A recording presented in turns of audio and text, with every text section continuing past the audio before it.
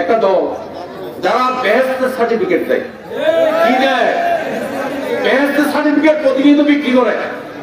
দেখবেন যে এখন প্রতি পাড়ায় পাড়ায় কিছু হুজুরেরা আসে, আয়োজন করে এখন বেহেশতের সার্টিফিকেট দেয়। তো এই বেহেশতের সার্টিফিকেট দেওয়ার থেকে আমরা একটু সাবধান হতে হবে।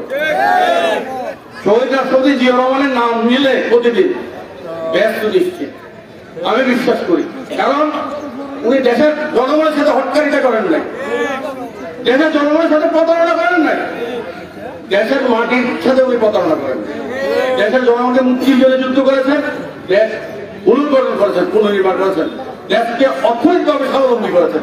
সুতরাং ওনার নাম যোগলে বরং ব্যস্ত যেতে পারে। আর যারা ব্যস্তের সার্টিফিকেট দেয় এদের থেকে একটু সাবধান থাকবেন। আমরা সবাই মুসলমান পাঁচ নামাজ তোমরা করি,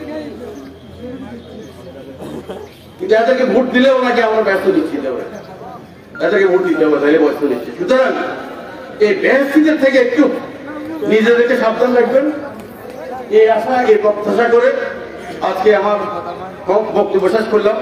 বাংলাদেশ জিন্দাবাদ, বাংলাদেশ জাতীয়তাবাদী দল জিন্দাবাদ, শহীদ রাষ্ট্রপতি মোবারক, দেশমাতা খালেদা জিয়া জিন্দাবাদ। আজকের উপস্থিতি আপনাদের সকলকে ধন্যবাদ।